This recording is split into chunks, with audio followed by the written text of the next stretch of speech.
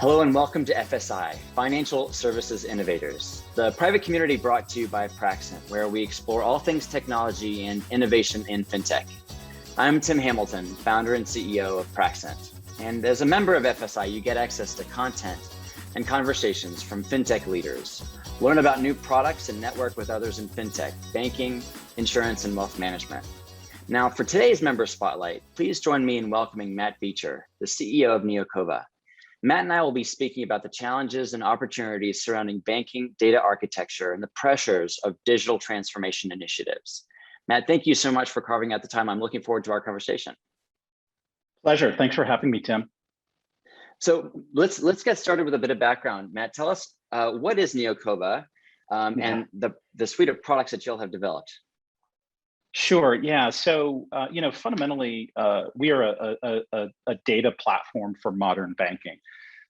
That's an abstract term, but our real sort of goal here is to transform a bank's most valuable asset, which is data, and allowing them to drive better outcomes with speed and scale. And the suggestion there is that isn't happening today, right? And so that's where we sort of really focus all of our efforts around, and our products represent that.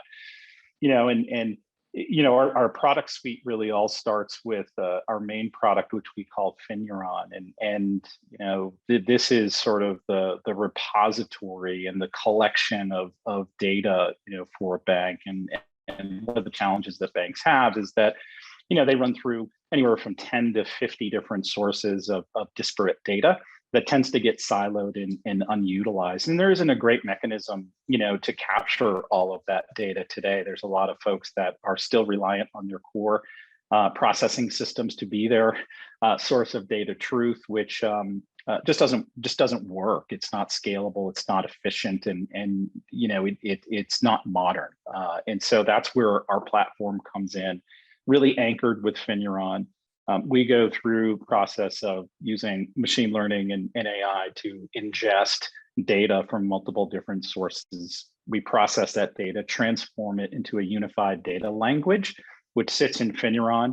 And then from there, we're able to do a lot of great stuff. That process right there, that step, doesn't exist. This is, the holy grail, from a data perspective, to be able to bring all that data, not only unify it, but normalize that data too. And that last piece is incredibly important because, that puts everybody in the same language, and you have good data then to move forward. And then from there, we employ really kind of three microservice products off of Finuron. One is what we call Spotlight AI, and as the name suggests, that allows a bank to shine a light into areas that they wouldn't normally be able to see or get to.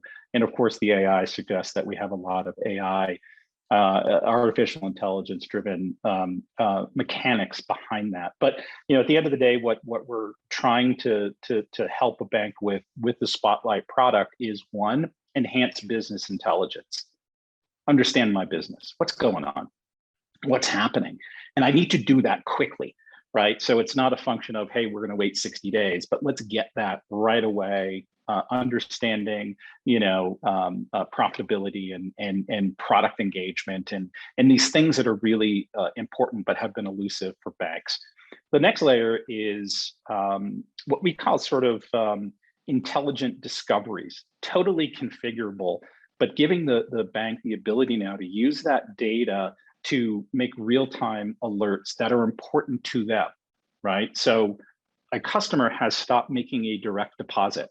I want to know that because that customer, that's a good sign of somebody attriting from my bank, right? So I should take action on that. Or are we seeing a lot of outflows going to crypto platforms? Right? I want to know that.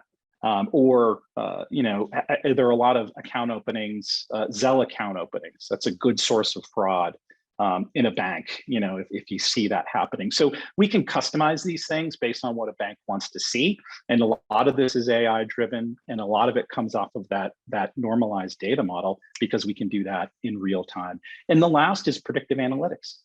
So the ability to really kind of run models against that data to say, hey, who of my customers are at risk of attriting?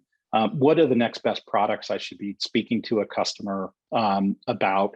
Where are held away accounts, and what should I do about it to drive change management within that organization? So an incredibly powerful platform or microservice, I should say, that runs off of that data that allows a bank to do a lot of things that they couldn't normally do.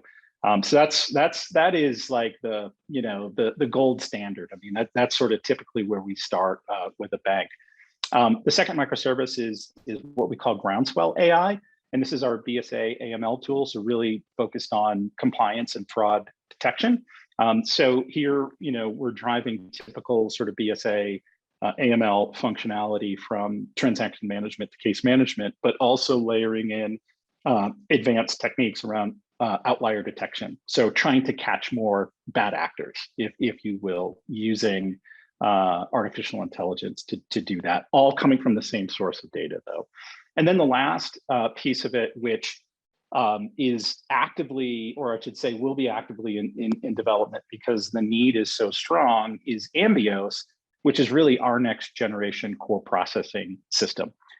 At the core of a core is a GL, and that's really what Ambios is a general ledger as a service platform with high modularity and integration ability with other fintechs. So this is really important, and we've built the mesh into the platform to really conform with open banking standards as well, which is going to get more important in the United States over the coming years. So that's the platform. Amazing, Matt. So in the past, you and I have talked about a real gap that's holding the industry back is speed to insight, and really came to the fore in this past response. It also seems like the future is this distributed ecosystem of fintechs at the edge in order to enable financial institutions to meaningfully differentiate themselves to pursue different market strategies. I wonder if we could double click into the challenges that banks are facing today, whether that's in the realm of efficiency and operations or in the realm of customer journey, personalization. Tell us a bit about the top priority challenges that you're seeing on a day-to-day basis. Yeah, it's interesting, right? And every bank's a little bit different, right? And there is sort of this high-level problem statement, which is, and this is a general statement, but both community and regional banks tend to be buckling under their own weight, right? And that weight is really driven from paralyzing old kludgy technology and trap data. And that drives speed, right? You have siloed data, you're heavy reliance on legacy core processing systems. Is a big concern. You can't talk to a bank anywhere and say, oh yeah, I love, my core processor and I'm going to be with them forever. They're all looking for off-ramps, right? Modern off-ramps. So I think that's kind of the starting point with everything. And I think what's, the big thing that's really kind of driving adoption for us and what problems people are trying to solve and solve them quickly are sort of this notion of getting a 360-degree view of my customers.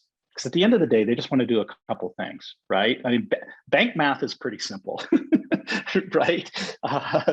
Pay less interest on your deposits, than you collect on your loans. Like, that's it. That's banking, right? But I think these banks are under a lot of pressure today from fintechs, from challenger banks, and from larger banking institutions. So they're losing deposits. They're making less money on the products that they have. And even inside of the bank, they're losing a lot of wallet share, right? So that form of wallet share can be a mortgage goes somewhere else, a personal car loan goes somewhere else. If you're, more of a commercial bank, merchant, fees could be going elsewhere. And fundamentally, most banks don't have an understanding of even if that's happening or how do I address it, right? And so that's really where we're focused is how do we help banks solve their banking problems via better data? So, where that manifests is driving to 360-degree view of their customers. Business agility is huge, for banks, being able to move quickly and nimbly. driving operational efficiency. So it doesn't mean, laying off people, but it does mean, how do I scale human capital through my organization as this bank grows or as we move into a different direction? How do I drive better customer engagement? And that's a revenue exercise, right? So that's keeping a customer, but it's also, potentially cross-selling and upselling with new products. And it's technology acceleration, right? And I think we sit and talk to a lot of banks, and there is such motivation to do something. A lot of banks just don't know what to do. And sometimes the answer, Tim, is, well, I'm just going to layer on all these fintechs, account opening, fintech, digital banking, front end, loan origination. And all of a sudden they've compounded a problem, right? Because they're adding now more siloed data sources, all with good intent. But you know what? It's built on top of kludgy, busted rails. And so they're quite never going to get to the outcome that they want until they address the data problem. And I think what's kind of cool is that we are seeing a secular shift happening in banking pretty quickly. And that secular shift is folks actively moving away from those legacy systems and trying to move somewhere else. So the ability to get an off-ramp to a legacy system is massive here as well. But at the end of the day, it's a data problem, right? It is a data problem around, how do I operate my bank more efficiently, and how do I drive better customer engagement? I love the way that you started that. You said, my data is tracked. So there's this concept of encumbered data, and it's holding the bank hostage. That's really at the very, very top of the list of challenges that they're facing. There's a book called Uncommon Service by an author, Frances Fry, and she talks about how in many, many organizations, the prevailing strategy is to do more across every single value discipline. From I think you described it perfectly, from direct deposit to savings to credit cards to lending and beyond, to just do more. And her thesis is that that approach to strategy leads to exhausted mediocrity. That ultimately doesn't endear the brand to the chosen customer. I want to drill down just a little bit. You talked about creating an off ramp from those legacy data entrapments. What does that off ramp look like? Can you give us an idea of what does that process look like, so that we can understand how actually approachable it may be for a community bank looking for a better way? Yeah, it's interesting for us, and I'm probably going to say this 10 times over, but I learned early on, and I'm not a career banker. I'm a career financial services or fintech startup technology guy, and you get into community banking, and every industry is a little bit different. And somebody made a comment early on in my tenure. It's if you've met one community bank, you've met one community bank, and they are very, very much like snowflakes, which they should be. They serve very different communities, around the country, and are incredibly important. But the starting point for us is this core recognition of a bank that they got to do things differently, right? That's always kind of the starting point. And we have these great quotes that we collect that do sort of drive that adoption model, right? From one bank, we need to know what we don't know now, so we can make better banking decisions faster. Speed, data, insight. These are really important things. The other, interesting quote, and this was from a $30 billion bank. It's not like a little tiny bank. It was a big bank, but the direct quote was, "We can't wait around for our core provider to run out of gas." Right? So they're literally sitting there and saying, "Gosh, we have so much risk in a big name, core provider," right? And there's only 3 that are in that group. And another bank, which is, data gathering for us is slow and expensive. We literally have a 0-degree view of our business and our customers, right? So once you sort of get over that hump, that you need to do something differently and you're not going to get it from your core provider, then we can, start really kind of mapping out how we work with a customer. And then from our perspective, how we do that, we have an incredible deployment and implementation team led by Aldo Pietropalo, His brother, Dino Pietropalo, is our chief technology officer. So as they like to say, Dino builds stuff and Aldo implements it and deploys it. And they're a great tag team. And yes, they're brothers.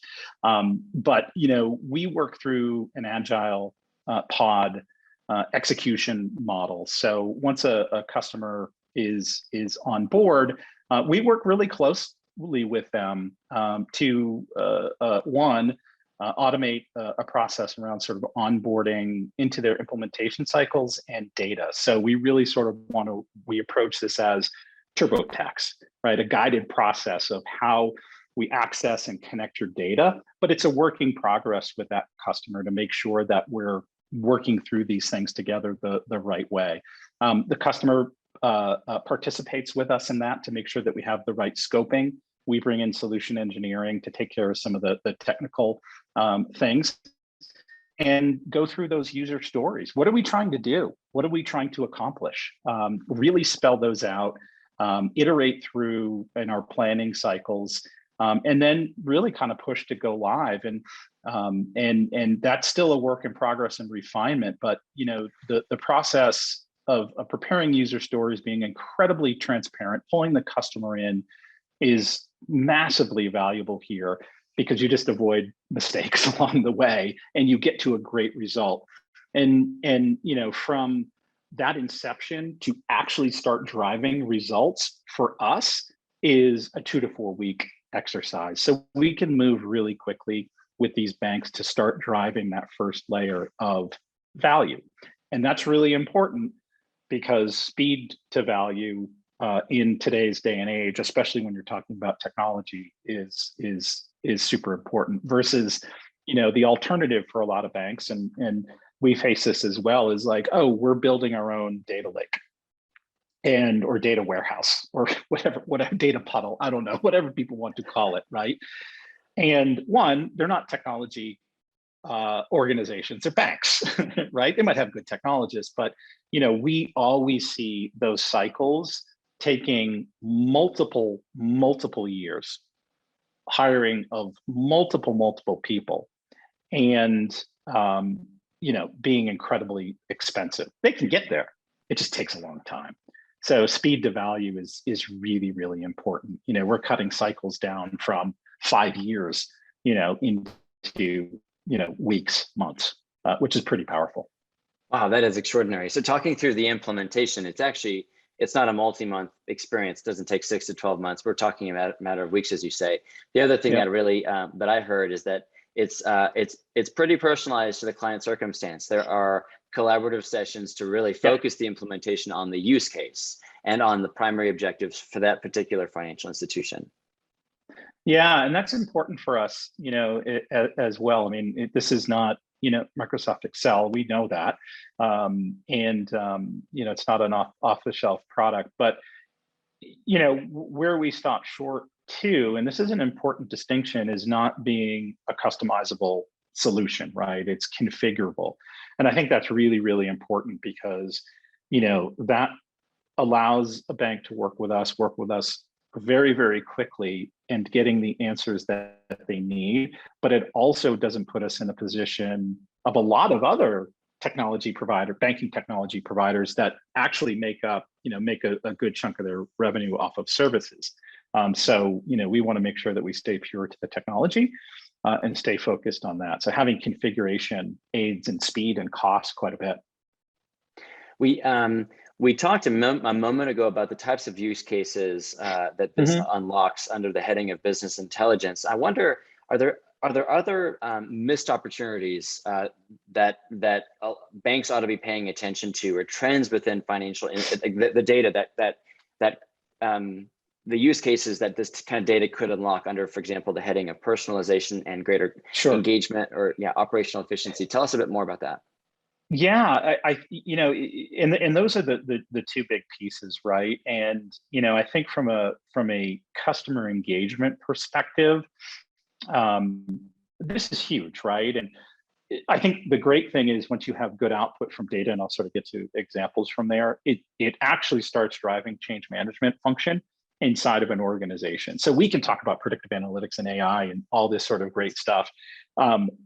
The reality of it is, some banks literally have no capacity to consume that. They just don't have enough resources, and they don't have enough resource to run change management against that, right? Today, they will over time. And other banks have the ability to do it instantaneously because they may have marketing, a well-seasoned marketing team, or even marketing automation as part of their platform. But we think about the personalization as really starting to understand that customer, right? And we get to 360-degree view of that customer. So we can start measuring now spending patterns. We can start measuring different sorts of activity, especially sort of anomaly activity, and getting a sense of where held away accounts are, which is really important because this is stuff that you typically don't know, right? And so if we start understanding where held away accounts for, we can do that because we have transactional data, and we see a large outflow going to Citibank. Okay, that's probably a pretty good, if we use fuzzy logic, it's probably a pretty good guess that that's a mortgage. Okay, why isn't that mortgage here? Did they even know that we have a mortgage? That's a retargeting exercise, right, for an individual. We see a paycheck go up. We see a bonus get deposited. Should we be approaching that customer about wealth management services or other products that may make a lot of sense? And so it's things like that that I think get really interesting. The other side of it too, if a bank is launching a new product, who should I be approaching that new product? Or who should be in that mix, because their characteristics match really well with this product. So now we can start recommending new products to certain customers. That's just not individual customers, that's commercial customers as well, right? And you think about simple things that you would just take for granted that banks can do today, like, hey, I want to know all of my customers that are paying over 5% on their mortgages, because I should retarget them for refinancing opportunities. Or if I even back test that on held away accounts, maybe I can nobody has the ability to do that, right? And then you funnel that into change management. There's no ability to, actually take action on that. So those are kind of big, simple kind of exercises that are pretty good use cases on that front that, tend to drive a lot of value. And on the efficiency side, darn, it's the same thing. There's one bank, that we work with that, we sort of did some back math with them and determined that they utilize about the equivalent of 4 FTEs to prepare board and management reports per year. Wow. Incredibly manual process. The output is tough to read. It's really hard. So the ability to transform that is huge, because that allows them to, one, get to answers much faster from a management and board perspective, but it also allows them to reposition those people in the organization that were just literally doing reporting, right? And that's really, really, really powerful. That is extraordinary. Under the heading of engagement and personalization, it really seemed, and the change management remarks that you're making, it seems to me that this is a way to begin a transition to more customer centricity. Yeah. And to equip that with all the data and the insights that such a transition requires. I wonder if we zoom out and talk a bit about. We've covered this just a little bit, but we'll maybe see if we can double click into it just a little bit. Some of the challenges that are really holding organizations or have held the industry back from achieving that unified 360-degree view of the customer. And if you look at the current day trends, all the bank closures in 2020, for example, COVID forcing 60% of traditional banks to close branches or shorten operating hours. There really is this impetus and this necessary trend towards looking for innovative ways to stay relevant and to add value in more efficient ways. And so I wonder how how can organizations break beyond the hurdle that has held them back from that unified 360-degree view? Right. Yeah. Yeah, it comes from all directions, right? And I think if one thing, and you sort of hate to use this as the betterment of the industry, but it's been a forcing function, has been both the CARES Act and COVID, right? Because it's dramatically changed customer behavior because it was forced to, right? You couldn't go into a branch and the necessities of a branch, kind of fell away a little bit, right? Not fully, because every community is a little bit different and everyone interacts a little bit differently, but that's a huge sort of push, right? So that's pushed everyone into sort of a digital banking realm, which again has highlighted some deficiencies that exist in banking, right? One of which being, the data layer. It's like, great, I can build all these things on top of the kludginess because my customers want it, but I still need to fix this fundamental thing. I think the other, good thing that's happened here too is that you have a little bit of liquidity in the market via the PPP lending program. So, banks all of a sudden have a lot more liquidity and they're putting it to work on sort of new technology. So they're addressing these things because they know they have to, because they know it isn't going to go back to the way it was. And you have to adapt and you have to sort of change, modularity. And everyone sort of approaches it a little bit differently, like I said, but I think the digital realm and modern banking is it's what it's going to be. It's going to be your phone. It's going to be your computer. And it's been that way for a while, but I think this is really solidified, that. So we talk to banks all the time, and they're actively questioning their branch strategies and how they engage with customers.